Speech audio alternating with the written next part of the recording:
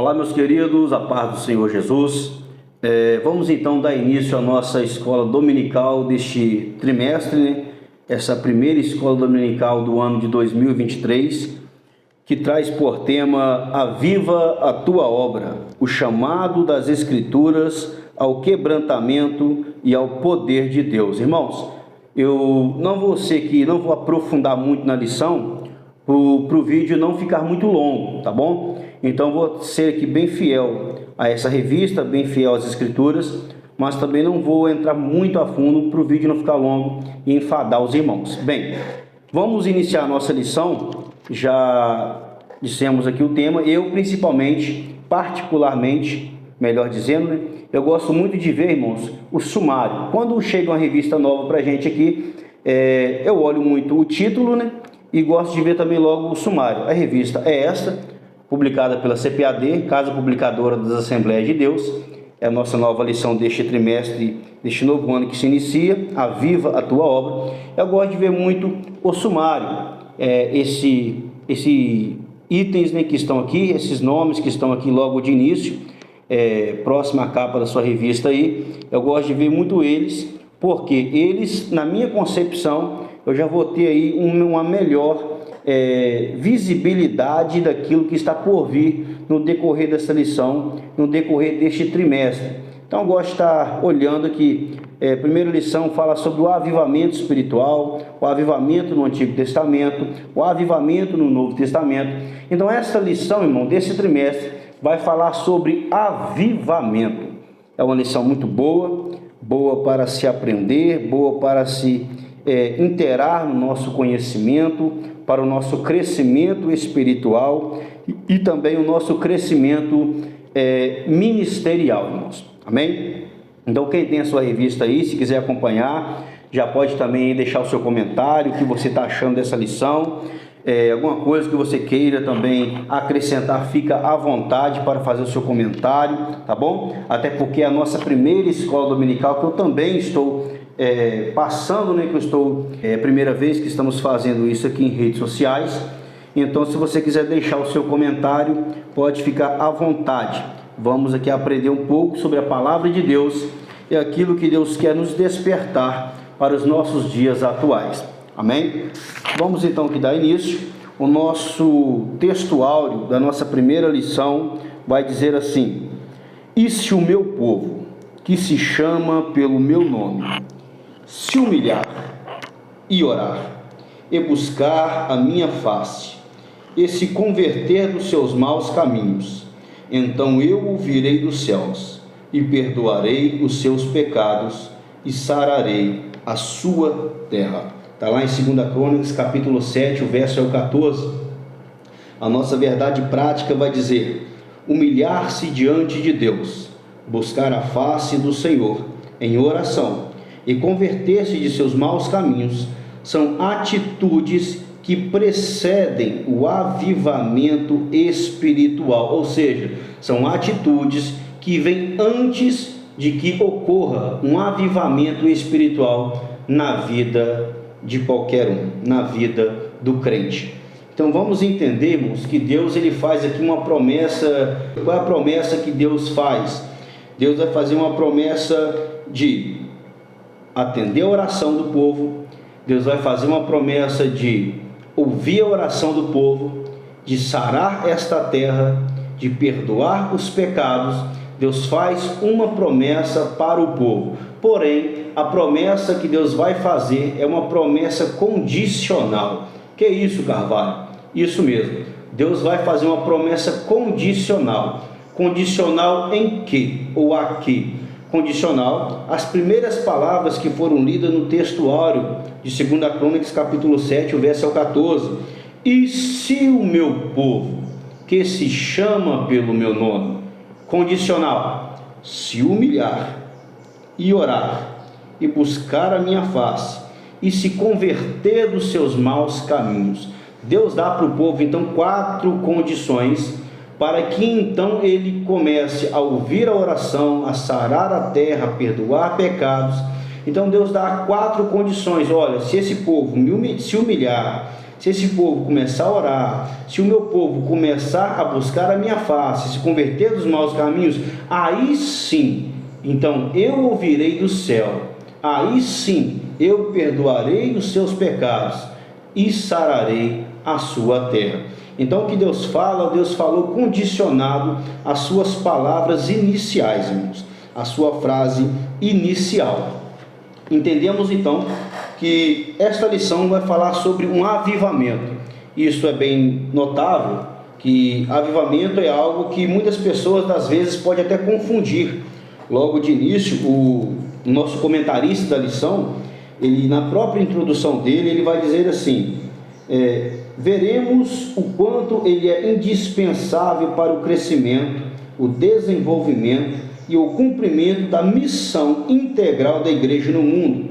Esse fenômeno espiritual é a condição primária para que o corpo de Cristo proclame o Evangelho de Jesus a cada criatura.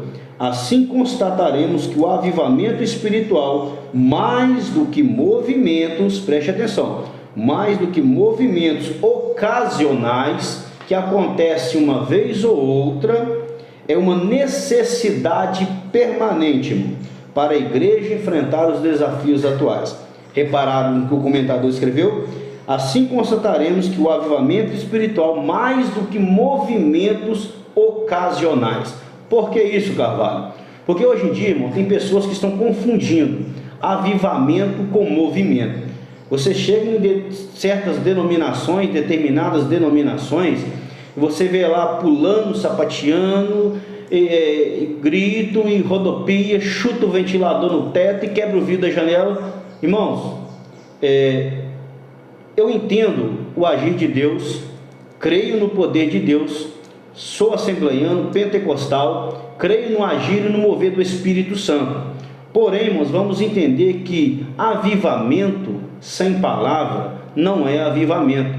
Então você vê aí muitas pessoas confundindo movimento com avivamento. Aí está pulando, está sapateando, está rodopiando, falando em língua estranha, mas quando acaba o culto lá fora está praticando as mesmas coisas. Não recebeu um avivamento. Não recebeu o avivamento. Ele pode ter se emocionado, pode ter ficado eufórico, pode ter sentido alguma coisinha ali naquela hora, pode ter se alegrado, mas avivamento essa pessoa não recebeu. Porque nós vamos entender que avivamento vai muito mais além do que meros movimentos ocasionais, coisas que muitas pessoas, muitos crentes estão confundindo nos nossos dias atuais também, de acontecer movimento, mas depois da porta da igreja para fora, está continuando a praticar as mesmas obras, as mesmas práticas que praticavam antes. Então, ou seja, não recebeu um avivamento. Amém? Então nós vamos entender que avivamento é algo que vai muito mais além do que movimentos ocasionais que ocorrem de uma forma esporadicamente aí. Amém? O nosso primeiro ponto vai dizer o que é avivamento espiritual. Avivamento espiritual, em primeiro lugar, é uma intervenção de Deus. Só tem início quando o Espírito encontra espaço no coração do homem. Então nós vamos entender que avivamento é uma intervenção de Deus. Em primeiro lugar, nós precisamos entender que avivamento, ele é o mesmo que avivar-se, é tornar vivo, tornar mais vivo, mais intenso, é o mesmo que renovação. Então nós vamos entender que uma pessoa avivada, uma pessoa que recebeu um avivamento, é uma pessoa que vai estar mais viva espiritualmente, vai estar mais ardente espiritualmente, uma pessoa que vai estar mais intensa com as coisas do Senhor, vai estar mais intensa com as coisas de Deus, com o mundo espiritual, vai estar mais ali vivo, vamos dizer assim, com as coisas que são concernentes ao mundo espiritual. Nós vamos entender a necessidade da igreja dos dias atuais de entrarmos mais adentro dessa circunstância espiritual. Primeiro nós temos que entender quando é necessário. Carvalho, quando que eu sei que eu preciso de um avivamento na minha alma? Irmãos, Primeira coisa que nós temos que entender, você é crente, certo? Crente, ele ora, ele jejua, ele lê Bíblia, ele consagra, ele tem prazer de estar na casa do Senhor, ele tem prazer de fazer a obra do Senhor. Um crente de verdade tem prazer em orar. Então nós vamos entender quando que eu sei que eu preciso de um avivamento na minha alma, quando eu não tenho mais desejo de orar. Quando ler Bíblia, para mim já não faz mais sentido. Quando ir na casa do Senhor, ir à igreja, parece um fardo para mim. Então eu sei que eu estou precisando urgentemente de um avivamento espiritual, porque eu não tenho mais vontade de ir para a casa do Senhor, eu não tenho mais vontade de pregar, eu não tenho mais vontade de cantar, eu não tenho mais vontade de evangelizar, eu não tenho mais vontade de ler Bíblia, eu já não tenho vontade para mais nada concernente às coisas que são de Deus. A minha vontade é ficar em casa, assistir um filme, ligar uma Netflix, ligar um Prime, a minha vontade é ficar em casa assistindo sei lá o que, certo? A minha vontade é simplesmente a vontade que a minha carne pede para que seja feita. Então eu percebo uma necessidade extrema e urgente de um avivamento espiritual na minha alma antes que eu venha a morrer espiritualmente. Então eu sei que eu preciso desse avivamento. É quando nós vamos entender que nesse período ele pode ocorrer com a intervenção divina na minha vida, porque o escritor já deixa bem claro que ele só vai ter início quando o Espírito Santo encontra um espaço no coração de uma pessoa, é onde vai entrar essa intervenção de Deus, e o comentador dessa lição deixou claro para nós aqui. Então Deus, ele vai encontrar um espaço no seu coração, ele vai encontrar um espaço na sua alma, aquele espaço que você sabe que não foi preenchido, e você pode fazer tudo o que você sempre quis fazer, mas ainda assim vai sentir aquele buraco no peito, aquele vazio no peito, que somente o Espírito Santo pode preenchê-lo, que só pode ser preenchido com a presença de Deus na sua vida. Então vamos entender que este espaço Deus vai preencher, Deus vai intervir nessa situação, a fim também de te dar um avivamento espiritual, para que você não venha morrer no meio deste caminho. Bom, a pré-condição para o avivamento, a Bíblia nos mostra que uma situação de crise espiritual ou moral pode ser uma pré-condição para um avivamento. Se eu cerrar os céus e não houver chuva, ou se ordenar os gafanhotos que consumam a terra, ou se enviar a peste entre o meu povo. Irmãos, é bem interessante isso aqui, porque geralmente nós costumamos a muito, não sei se a palavra certa é questionar, mas quando acontecem certas coisas em nossas vidas, que costumamos a questionar, a murmurar, a indagar o porquê disso, o porquê daquilo, mas é algo bem notório aqui nesta tarde, que a Bíblia nos vai mostrar situações de crise espiritual que precederam um avivamento, irmãos.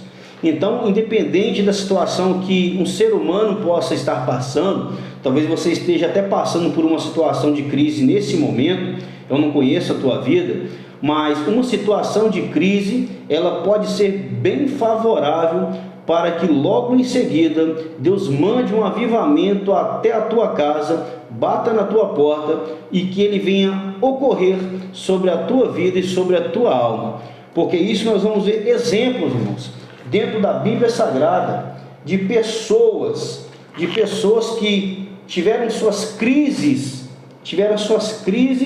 e mesmo assim receberam a intervenção divina. Nós vamos perceber que pessoas tiveram crises e mesmo assim teve a intervenção de Deus na sua vida para que não morressem no meio do caminho. Nós vamos entender que essa crise, o escritor cá no segundo ponto, ele vai dar algumas características, alguns tipos de crises que possa ocorrer na vida de todo servo de Deus, de toda serva de Deus, que pode ocorrer. Por que ocorre? Porque você é ser humano, você é feito de carne, é feito de osso, é feito de sangue, então é sujeito às paixões e também do homem. Então vamos entender que passar por uma crise é normal. O que não é normal é se prostrar diante dessa crise, como se diz, né? Chutar o balde e deixar tudo para o lado. Isso não pode ser normal na vida de um servo ou de uma serva de Deus. Então o escritor aqui no segundo ponto, que fala sobre as condições para o avivamento espiritual, ele vai destacar aqui algumas crises. E algumas crises que ele vai destacar primeiro. Ele vai dizer que diante da crise podemos observar vários comportamentos humanos. Vamos lá, o medo. Primeira coisa que ele vai destacar é o medo. Irmãos, consegue lembrar de algum personagem bíblico que teve medo? Algum personagem bíblico que foi usado por Deus e que no seu momento, no seu ministério, ele teve medo? Bom, eu separei aqui algumas pessoas com base nessas crises aqui que o escritor, que o comentarista da lição nos descreveu. A primeira, ele colocou medo. Nós vamos entender que medo é algo normal. O que dizer de Elias? Elias teve medo. E o que foi que Elias fez? Elias escondeu na caverna.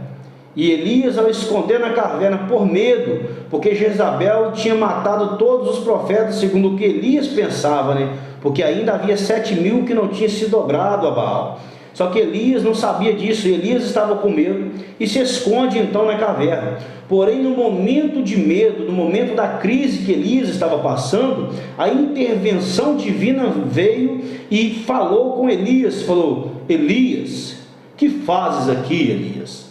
Então reparem, irmãos, que ter medo, ter um tipo de crise, independente dela, não quer dizer que você está esquecido e muito menos abandonado por Deus. Não quer dizer que Deus não está te vendo e muito menos não está te ouvindo. Nós vamos entender que passar por uma crise é normal e que logo depois da crise a intervenção divina vem. Talvez você está passando por um momento de dificuldade na sua vida agora aí, talvez está passando por uma crise que você acha que não vai suportar, que não vai aguentar, mas uma palavra que eu tenho para você é: depois da crise, a intervenção divina vem. Antes de você falecer no meio do caminho, Deus vai intervir na sua vida a fim de te dar o livramento e a vitória que você precisa para vencer. Deus brada dentro da caverna e diz: Elias, que fazes aqui, Elias? Deus interveio na vida do seu servo. Segundo o sentimento, segunda crise, né, que o comentarista vai estar destacando aqui para nós, é a crise da revolta. O que dizer sobre Gideão? Gideão ficou revoltado com aquilo que estava acontecendo. Gideão ficou indignado com a situação que ele estava passando naquele momento. Tudo que eles faziam não dava certo, plantavam e os midianitas arrebatavam a semente de suas mãos. Nada do que faziam estava dando certo. Por quê? Porque os midianitas estavam ali atrapalhando o seu plantio, estavam atrapalhando ali eles trabalharem, para eles plantarem ali para o seu mantimento, para ter o seu alimento ali. Então nós vamos entender que Gideão, ele estava frustrado, ele estava revoltado, ele estava passando por uma crise naquele momento. Ele se via na obrigação como líder de fazer alguma coisa pelo seu povo, porque o povo, a Bíblia vai dizer que o povo estava se escondendo, estava fazendo cavernas, estava fazendo fortificações ali para esconder do povo. Mas enquanto o povo estava se escondendo, Gideão, ele estava ali o quê? Malhando trigo no lagar. Mas pensa num cara revoltado, irmãos. Pensa num cara que estava com revolta. Por quê? Porque tudo que estava fazendo não estava dando certo. Os midianitas estavam vindo e atrapalhando tudo. Ele estava revoltado, irmão. Que é isso? Bom, a intervenção divina chega para Gideão. A Bíblia vai dizer que o anjo do Senhor desceu e assentou-se debaixo do carvalho que está em Ofra. Então nós vamos entender que Deus, ele vai intervir na história de Gideão. E a revolta de Gideão é tão grande, irmãos, que quando o anjo do Senhor chega para Gideão e vai dizer: Gideão, todo mundo conhece a história, Deus é contigo, varão valoroso. Olha a resposta de Gideão: se Deus é comigo, por que tudo isso nos sobreveio? Repare a revolta que esse homem de Deus está passando, irmãos. O anjo do Senhor, o próprio Deus, chega para Gideão e fala que ele é um varão valoroso. Se fosse eu, irmãos, se fosse eu, nossa, falou, o anjo do Senhor, Deus me chamando de varão valoroso, graças a Deus, glória a Deus, aleluia. Mas não, irmãos, Gideão estava tão revoltado. Se Deus é comigo, por que eu estou passando por tudo isso? Se Deus é comigo, por que está acontecendo tudo isso então na minha vida? Então nós vamos entender que a intervenção de Deus veio também para Gideão. A intervenção de Deus veio para Gideão, porque quando ele fala, se Deus é comigo, por que tudo isso nos sobreveio? Aí o Senhor vai dizer para Gideão, olha, vai nessa tua força que há de livrar a Israel. Então Deus interveio também na história de Gideão. Blasfêmia, irmãos. Blasfêmia é um pecado, geralmente nós falamos, temos medo até desse nome, de falar blasfêmia, porque é um nome pesado até para ser dito.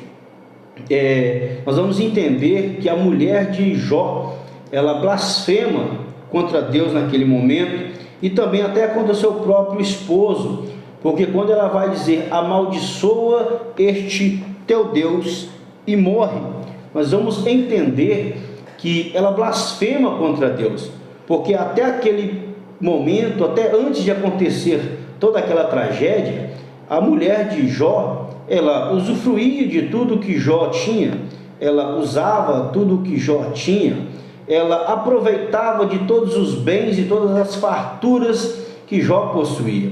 Porém, quando acontece algo na vida deste casal, esta mulher, ao invés de dar um apoio, de dar um suporte para o seu marido, ela vai fazer o quê? Ela vai amaldiçoar, mandando Jó amaldiçoar a Deus. Porque automaticamente, quando você fala para alguém amaldiçoar a outro, automaticamente você está amaldiçoando também. É o mesmo caso de um homicídio. Se você manda matar alguém, e este alguém é pego pela polícia, este alguém é interrogado, e vai te entregar como você foi o mandante do crime. E ao te entregar, ele cometeu homicídio, ele vai ser indiciado por homicídio. Ele vai te entregar, e ao te entregar, você sendo o mandante do crime, a pessoa que mandou executar o crime, automaticamente você também será preso. Por quê? Porque foi você que mandou, e você vai ser também indiciado por homicídio também. Então a mesma coisa é a blasfêmia. A mulher de Jó mandou Jó blasfemar contra Deus, então a mulher de Jó é o mesmo que cometer uma blasfêmia contra Deus e cometer também uma blasfêmia contra o próprio Jó, porque depois de amaldiçoar a Deus, ela disse para Jó, amaldiçoa o teu Deus e morre. A mulher de Jó mandou com que Jó também morresse, disse para Jó também morrer. Então nós vamos entender, irmão, a gravidade do desespero, a gravidade dessa situação que eles enfrentaram. Contudo, irmãos, mais uma vez, Deus mostra a sua misericórdia intervindo na história do homem. Lá no final você vai ver como que Deus interviu na história de Jó e permaneceu a mulher de Jó viva, para ver que Deus é misericordioso, que Deus também é um Deus que se compadece dos seus servos. Então entendemos que crises todos passam, irmãos, crises todos vão passar. Isso é algo normal. Poderia citar aqui várias outras crises e exemplos bíblicos de pessoas que passaram por crises, desespero, angústia. Nós vamos entender isso. Agar, quando foge para o deserto, o desespero que essa mulher passou. Então tem várias pessoas na Bíblia Sagrada que passaram por crises, mas tiveram intervenção divina e Deus assim os livrou. Então, irmãos, não se preocupe. Se você está passando por uma crise na sua vida, está acontecendo alguma coisa na sua história aí, na sua família, não se preocupe. A intervenção divina vai chegar e você ainda vai cantar o hino da vitória. Amém? Segundo ponto dessa lição, fala sobre humilhação diante de Deus.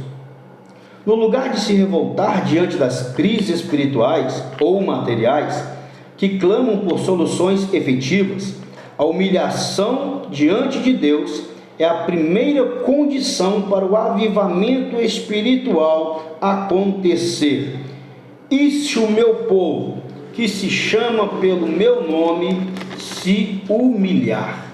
Então, irmão, repare que o comentarista deixou bem claro dizendo que a humilhação é a primeira condição para o avivamento acontecer na vida do crente. Então entendemos que nós temos que o quê? Que humilhar. Quer ter um avivamento? É humilhar diante do Senhor. Irmão, eu preciso me humilhar diante de Deus. Mas Carvalho, o que é se humilhar diante de Deus? Eu já me humilho todo dia. Não, irmão. Você tem que entender que humilhar não é simplesmente você ajoelhar, você colocar a mãozinha no coração, colocar a mãozinha no peito, você olhar para cima e dizer: Deus, eu me humilho diante de Ti. Não. Humilhação não basta você falar que eu me humilho. Humilhação não é só você ajoelhar, colocar a cabeça entre as pernas, com o rosto no pó e dizer: Senhor, eu me humilho. Não. Humilhação não se remete, não se refere apenas a isso, irmão. Humilhação vai muito mais além do que isso que acabamos de falar aqui. Humilhar, irmão, é submeter à vontade de Deus. Quem se humilha diante de Deus são aqueles que se submetem à vontade de Deus. O que é isso, Carvalho? É aqueles que obedecem a Deus, é aqueles que obedecem a sua palavra. Submissão a Deus é submeter a sua vontade, é fazer a sua vontade. E o que é isso? É renunciar à minha própria vontade para que a vontade de Deus seja feita. Então, humilhar-se diante de Deus eu quero fazer uma coisa, mas eu não vou fazer, porque a vontade de Deus é outra. Então eu nego as minhas vontades para fazer a vontade daquele que me chamou. Isso é humilhar-se diante de Deus, é mostrar total dependência nele. Qualquer pessoa que faça algo, qualquer pessoa, qualquer crente, qualquer um que vai fazer algo, mas que se intitula autossuficiente, a humildade passou longe desse cidadão, a humildade passou longe dessa pessoa. Então vamos entender que se humilhar também é mostrar dependência em Deus, é mostrar uma dependência no Espírito Santo, é mostrar que você depende dele para tudo nessa vida. É bíblico, irmãos, porque sem mim nada podereis fazer. E tem uns bambambam aí que acha que pode fazer tudo. Tem uns camaradas por aí que fala que prega e acontece, outros que faz isso e aquilo, que acha que ele é o dono do pedaço, que o fogo cai porque é ele que está pregando, que o céu abre porque é a vez dele pregar, ele está escalado para pregar, foi convidado para pregar, o congresso ele é o pregador principal. E não é bem assim que funciona, irmão. O dia que Deus se retirar sobre a vida desse camarada, acabou, não acontece mais nada. É bíblico, porque sem mim nada podereis fazer. Só que tem pessoas que não encaixam isso na mente e acham que é ele que faz tudo acontecer. Só que entendemos que aqueles que se humilham diante de Deus, Deus a seu tempo vos exaltará. Amém? Então vamos entender que precisamos nos humilhar perante o Senhor, obedecendo a sua vontade, obedecendo aos seus preceitos e também assim aos seus princípios que conhecemos através da palavra do Senhor. Orar e buscar a face do Senhor. Sem oração não há avivamento. Sem a disposição dos crentes para buscar a face do Senhor, o avivamento tarda e não chega. Repararam uma coisa, irmãos? O avivamento, ele precisa ter ali, antes que ele ocorra, a oração. A oração, irmão, a oração é uma arma muito poderosa. A oração é um meio de comunicação que nós temos com o Senhor. É o único meio que nós temos para falar com Deus, é por intermédio da oração. E Deus nos ouve, porque somos filhos, somos servos e também somos amigos. Então nós vamos entender que a oração é um meio de comunicação que nós temos com o nosso Pai Celestial. Então sem essa oração, segundo o comentarista, não é possível ter um avivamento. Irmãos, mas como eu faço então? Como eu faço, Carvalho, para ter um avivamento, sendo que eu não tenho mais vontade de orar? Como que eu faço para ter um avivamento, sendo que eu não tenho mais vontade de ir na igreja? Como que eu recebo um avivamento na minha alma, na minha vida, sendo que eu não me interesso mais pelas coisas de Deus? Quando eu vou na igreja, eu vou obrigado, eu vou empurrado. Como que um avivamento pode acontecer na minha vida, se você acabou de dizer aí que para ter um avivamento precisa ter oração, que sem oração não há avivamento? Irmãos, essa pergunta é bastante interessante. Por quê? Porque nós entendemos que a oração, ela toca o coração de Deus, ela fala aos ouvidos do Senhor, e nós vamos entender que aquele que ora, ora a Deus. E quando falamos que sem oração não há avivamento, eu quero abrir aqui um parênteses, grifo meu, tá? Eu quero abrir aqui um parênteses e dizer isso para você, irmão.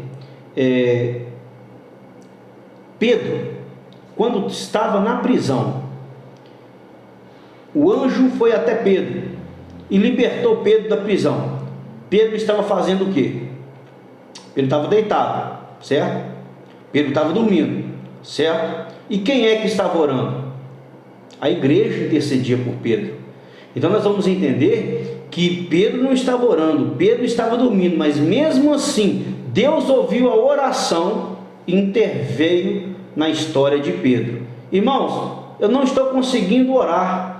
Tem pessoas que vão te ajudar em oração. Se houver uma alma que te ajuda em oração, fica tranquilo, o avivamento vai chegar para a tua alma, o avivamento vai chegar para a tua vida. Eu não tenho força para orar, mas tem um que vai orar por você, tem um que ora por você. Eu não sei se é sua mãe, eu não sei se é o seu pai, eu não sei se é o seu esposo, se é a sua esposa, eu não sei se é o seu pastor. Irmãos, não é feio pedir ajuda em oração.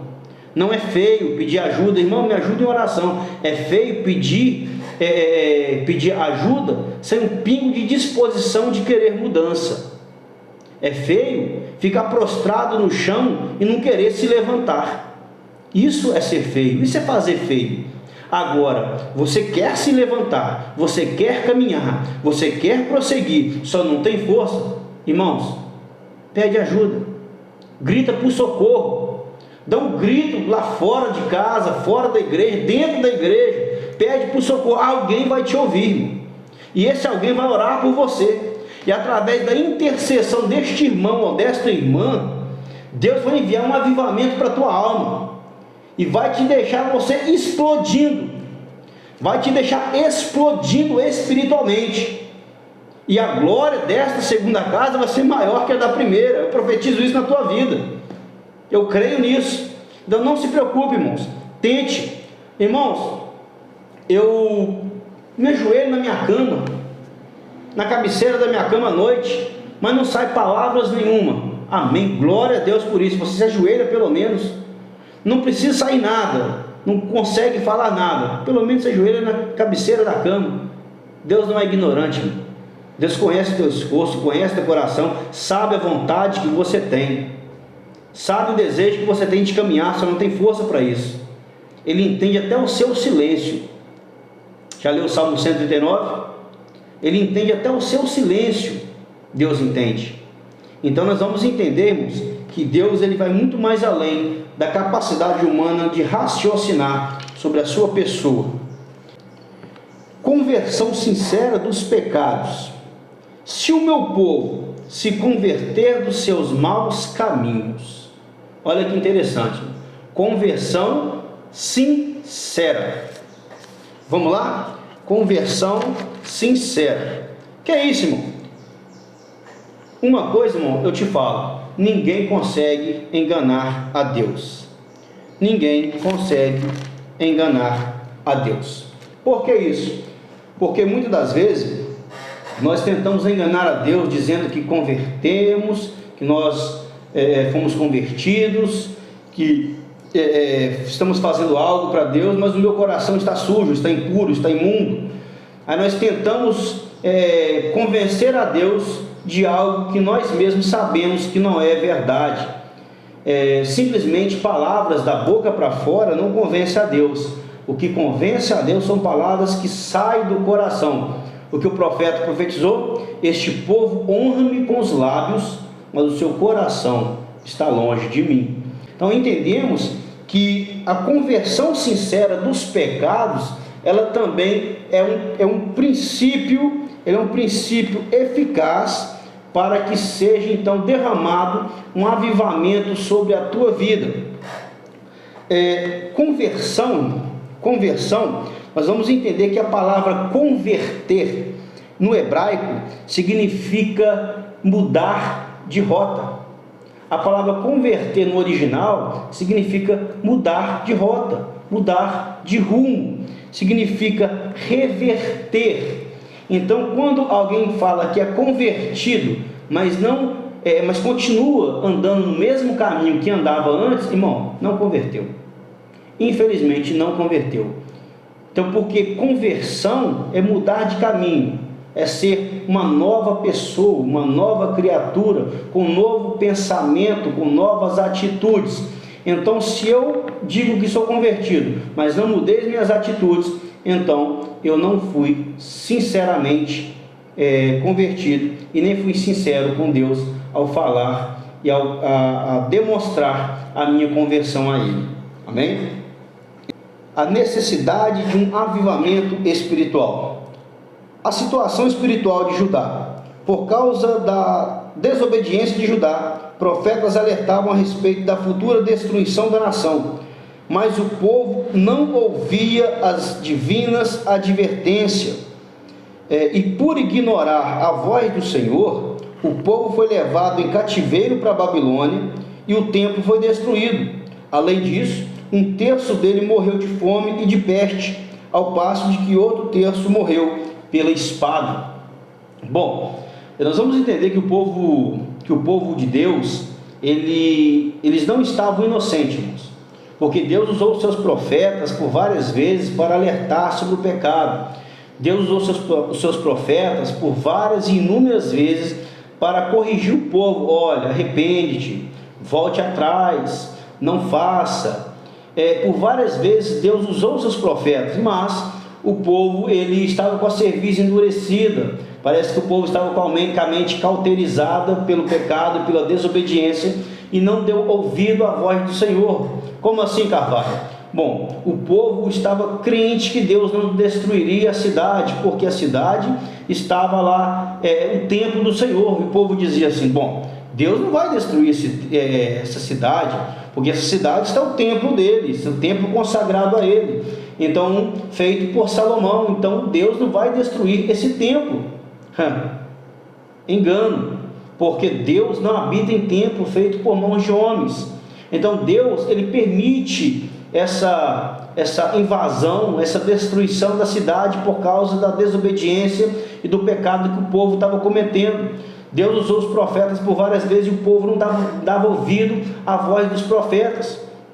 Nós entendemos que primeiro, olha para você ver a situação, Jerusalém, Judá foi sitiado ali, foi cercado, e por vários dias ali começaram pessoas a passar fome, começaram a pegar doenças, a morrerem de fome, a morrerem pela espada.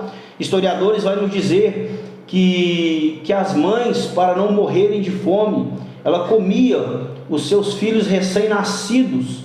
Repara a gravidade da situação que eles estavam passando por desobediência, porque não quiseram ouvir a voz de Deus. Então nós vamos entender, irmãos, que isso é bíblico. Se eu não me engano, está em Jeremias capítulo 19, o verso 9. As mães comiam os seus filhos, para que não morressem de fome. Porque nós vamos entender que por causa da desobediência desse povo, por causa da desobediência do povo de Deus, esse povo passou por tudo isso que eles estavam neste momento. Por quê? Porque se eles tivessem ouvido a voz do Senhor, tivessem obedecido à voz de Deus, por intermédio do profeta, nada disso estaria acontecendo com eles. Jeremias capítulo 19, verso 9: e lhes farei comer a carne de seus filhos e a carne de suas filhas, e comerá cada um a carne do seu amigo, no cerco e no aperto, em que os apertarão os seus inimigos e os que buscam a vida deles. Está vendo só? Então, isso era o que estava acontecendo com o povo de Deus naquele momento de cerco, que eles foram sitiados pelo povo opressor. Isso tudo por não ouvir a voz do Senhor.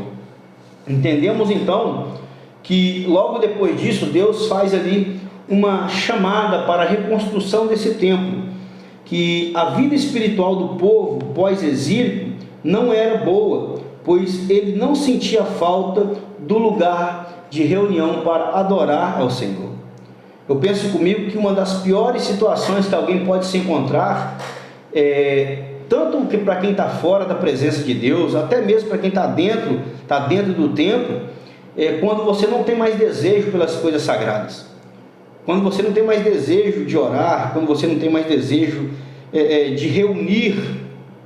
Nós estamos vendo aí traçando um caminho para a perdição, irmãos. Traçando um caminho para se perder, porque quando eu não tenho mais vontade de fazer nada disso, e cada vez eu vou só me afastando, e não me dedico, e não me impulsiono a consertar o meu caminho, e não me disponibilizo para seguir o caminho direito, automaticamente, irmão, a tendência, se não é o caminho certo, só tem outro caminho, o caminho errado. Não existe um caminho mais ou menos. Se eu não estou no caminho certo, eu estou no caminho errado, irmão. Então, se eu não me disponho a andar pelo caminho correto, o caminho que é bom, automaticamente eu estou no caminho que é errado, e o caminho que é errado vai me levar para a perdição, irmão. E este povo aqui não estava sentindo mais saudade, não queria mais se reunir no templo, não estava nem aí com nada, não estava nem aí com mais nada em relação ao templo do Senhor. Talvez o desgosto era tão grande, porque viu o templo ser destruído, viu todos aqueles utensílios serem roubados, a ponto de ficarem assim, anestesiados, vamos colocar. Estou tentando amenizar a situação deles, mas anestesiados com a situação. Mas a verdade é, irmãos, que eles não estavam mais nem aí. Eles estavam indiferentes em relação ao templo do Senhor. Nós vamos ver que Deus, ele, por meio do profeta Ageu, ele usa este profeta para cobrar o povo. Deus vai usar Ageu para cobrar o povo a reconstrução do templo. Repare que Deus sempre vai usar um homem ou uma mulher de Deus para chamar a sua atenção quando for preciso. Deus sempre vai usar um homem ou uma mulher de Deus que sempre vai ser colocado na posição para te corrigir quando é necessário que haja uma correção na tua vida. Irmão, mas eu não gosto de correção. Irmãos, não é questão de gostar, é precisar. Que o pai só bate o filho que ama, só corrige o filho que ama. Então vamos entender, Deus chama atenção, Deus exorta, Deus fala, Deus tenta ali antes de tudo, mas o povo não ouve, então cativeiro neles. E aconteceu o quê? Foram libertos. Depois Jeremias profetizou aí um cativeiro de 70 anos. Aí então Deus vai usar agora Ciro. Deus usa Ciro para libertar esse povo. E Ciro vai falar com este povo: olha, sobe para Jerusalém, sobe para Judá, reconstrua o templo do Senhor, leve de volta todos os utensílios que foram roubados, utensílio de ouro, utensílio de prata, leve tudo o que pertence a este templo e reconstrua o templo do Senhor. Só que nós vamos ver que em um dado momento o povo estava, tanto faz como fez. O povo não estava nem aí mais para aquilo que era do Senhor, para o templo do Senhor. Se você olhar Ageu capítulo 1, acho que o verso é o 2, você vai ver que eles vão dizer que ainda não é tempo de edificar casa ao Senhor. Ainda não é tempo de fazer tudo, menos de edificar um templo a Deus. É tempo de correr, é tempo de comer, é tempo de plantar, é tempo de arrancar o que se plantou, é tempo de se alegrar, é tempo de chorar, é tempo de tudo, menos de fazer um templo ao Senhor. Aí Deus levanta Ageu, fala com o povo mais uma vez, exorta o povo mais uma vez. Só que sempre tem aqueles que não querem fazer nada, irmãos. Sempre tem aqueles que não querem fazer nada. Aí o que Deus faz? Deus levanta homens fiéis. Deus levanta homens fiéis para reconstruir o templo. Deus levanta Zorobabel, Deus levanta Josué, e o resto do povo que ainda permaneceu fiel, irmãos. Sabe o que eu aprendo com isso? Que ninguém, irmão, ninguém é o último copo de água no meio do deserto. Por que eu falo isso? Porque tem pessoas que acham que se ele não fazer, não tem nada feito. Tem pessoas que acham que ele não pregar, nada acontece. Tem pessoas que acham que se não for ele na frente, não funciona. E não é bem assim a obra de Deus. A obra de Deus não começou ontem, não começou hoje. A obra de Deus não está programada para começar amanhã não, meu querido. A obra de Deus é uma obra milenar. A obra de Deus é uma obra que não começou comigo, não começou com os meus pais, com meus avós, não. A obra de Deus é uma obra milenar. A obra de Deus é a obra de Deus. Não é a minha obra, não é a obra do meu pastor, é a obra de Deus. Aquelas pessoas que batem no peito e falam que o que faz a obra andar é Ele, misericórdia, meu querido, misericórdia. Antes de você nascer, antes de eu mesmo nascer, a obra já existia, já andava. Depois que eu morrer, a obra vai continuar andando. Por quê? Porque Deus tem servos em toda parte do mundo. Deus tem servos em toda parte do mundo. Então, ou seja, se aquelas pessoas que Deus exortou não queriam, Deus levanta Zorobabel, Deus levanta Josué para fazer aquilo que eles não queriam fazer, e levanta o resto do povo que permaneceu fiel. Deus está procurando pessoas fiéis. Entenda uma coisa, irmão, vou falar uma coisa aqui, eu quero que você grave muito bem. Deus não procura talentosos, Deus procura pessoas fiéis. Amém? Deus não procura quem tem talento, Deus procura fiéis para servir. A necessidade de um avivamento espiritual. A inércia de muitas igrejas só pode ser abalada por meio de um verdadeiro avivamento espiritual. Vamos lá? A necessidade de um avivamento espiritual. A inércia de muitas igrejas só pode ser abalada por meio de um verdadeiro avivamento espiritual. Então vamos entender que o comentarista vai dizer que essa paralisação da vida espiritual de muitas pessoas dentro das igrejas, ela só pode ser confrontada com um verdadeiro avivamento espiritual. Nós vamos entender que a inércia, na lei da física, ela significa resistência que a matéria oferece à aceleração. Na lei da física, inércia significa resistência que a matéria oferece à aceleração. O que é isso, Carvalho? Bom, nós vamos entender que é uma força que resiste quando uma outra quer avançar. Se uma força avança, a lei da inércia traz para trás, fica parado, inerte. Então, enquanto aquelas outras pessoas, tem muitos crentes, cristãos, servos e servas, querem avançar no reino de Deus, querem progredir no reino de Deus, sempre tem aquele que quer ficar inerte, a fim de não querer avançar juntamente com os demais, quer ficar agarrado, travado no ministério, travado na vida espiritual. Então existe esse tipo de pessoas que são inertes na lei da física. Na lei da química existe um outro significado para inércia. Que é isso, Carvalho? Significa propriedade que possui uma substância de não reagir em contato com a outra. Olha que interessante. Possui uma substância de não reagir em contato com a outra. Você já ficou dentro de um ambiente onde parecia que você não sabia se é o céu que estava abaixo, se é a igreja que estava lá em cima, tanta glória que estava na igreja? Aí você vê aí todo mundo sentindo a presença de Deus, chorando, aquele quebrantamento. Você vê aquele quebrantamento mesmo de espírito, aqui todo mundo chorando, derramando em pranto, línguas estranhas que tocam na sua alma, que faz você arrepiar até a palma da mão. Você já percebeu isso? Aí nós vamos ver aqui o significado de não reagir em contato com a outra. Aí a pessoa está ali desse jeito e não sente vontade. A pessoa não está participando dos mesmos sentidos naquele momento que as outras pessoas estão tendo. É normal. Eu não sei o que pode ter acontecido naquele dia, o que pode ter acontecido com essa pessoa, o que ela está passando. Eu não sei qual é o pensamento que ela está tendo naquele momento ali, talvez alguma luta, alguma dor, a ponto dela não se concentrar no culto. Mas o desejo de não sentir aquilo que os outros estão sentindo, isso sim não é normal, porque ela está num ambiente de culto, ela está num ambiente propício a um derramamento espiritual, ela está vendo ali um quebrantamento acontecer, lágrimas correrem, e olhar, pode até não sentir, mas não sentir o desejo de também sentir aquilo que eles estão sentindo, isso sim não é normal. Então a nossa lição de hoje, ela vai se resumir apenas nisso. Como eu disse, eu não quis ser muito extenso para não deixar o vídeo muito longo, mas Carvalho, quando eu sei que na minha igreja pode haver um avivamento, ou está para acontecer um avivamento?